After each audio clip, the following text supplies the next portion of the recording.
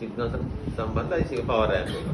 එතන මේක තමයි power amp එක. එතකොට බලන්න මේ මුළු ෆෝන් එකේම තියෙන China ෆෝන් හැම එකේම ওই Etel, Greentel හැම එකෙම මේ Etel ෆෝන් එක මදර්බෝඩ් එකක්. එතකොට බලන්න IC දෙකයි ෆෝන් එකම තියෙන්නේ. මෙතන GSM කියලා ලියලාම තියෙනවා. එහෙනම් මේක තමයි ඇන්ටනා සම්බන්ධයෙන් මෙතනට.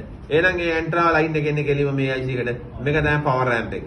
එහෙනම් මේක තමයි power IC එක, CPU එක, plus ඔක්කොම එකේ වෙන්නේ දැක්කනේ.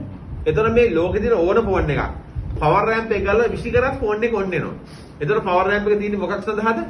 සිග්නල් වැඩ කරන්න විතරයි ඕන ෆෝන් එකේ තියෙන්නේ. මේ කිසිම ෆෝන් එක power amp එක ඕන වෙන්නේ නැහැ ඔන්න එන්න. මේක ගාලා විසි කරත් ෆෝන් එක ඔන්න වෙනවා. power amp එක ඕනේ ඉන්නේ සිග්නල් වැඩ කරන්න විතරයි. එතකොට මේ ෆෝන් එකේ plus CPU ඔක්කොම මේකේ තියෙන්නේ. එතකොට ඔයගොල්ලෝ බලයි අලුත් ස්මාර්ට් ෆෝන් එක ඔක වෙනස් වෙනවද? පිස්සු කතා කරන ඔක්කොම එක විදිය තමයි තියෙන්නේ.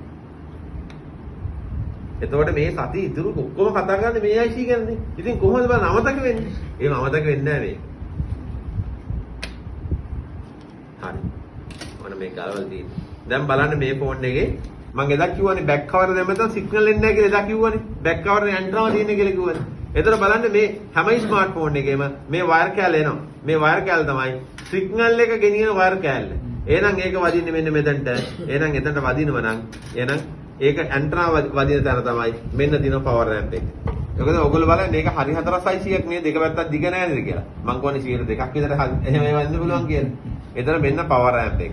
මේදී ලොකු ලොකු කැපැසිටර් වැඩිපුර වටිය තියයි මොකද්ද? power IC එක. ඊට පස්සේ එක පැත්තක් දිග ඊළඟ IC මොකද්ද? plus IC එක. විශාලම IC මොකද්ද? CPU එක. එහෙනම් මේ ෆෝන් එකේ හදවත වගේ IC දෙක තමයි CPU එකයි plus IC. හැම ස්මාර්ට් ෆෝන් එකේම CPU එකයි plus IC එක තියෙන්නේ එක ළඟ. දැන් China ෆෝන් වල IC දෙකයි නේ තියෙන්නේ.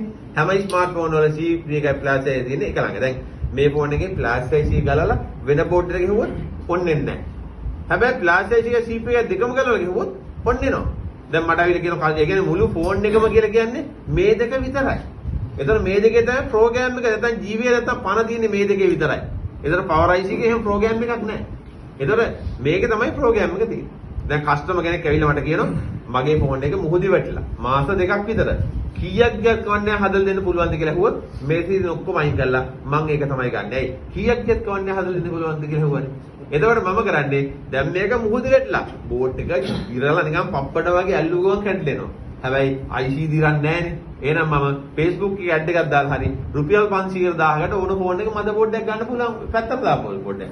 ඒක අරගෙන මේකේ තියෙන IC දෙක ගලවලා අර බෝඩ් එක ගහනවා. කස්ටමර් කියනවා මගේ ෆෝන් එක තමයි හදලා තියෙන්නේ. මං දාපු ලොක් එකක් තියෙනවා. මගේ ෆොටෝ ටිකක් තියෙනවා, වීඩියෝ ටිකක් තියෙනවා. ඉතින් IC කියලා කියන්නේ තනිකර ෆෝන් එකමනේ.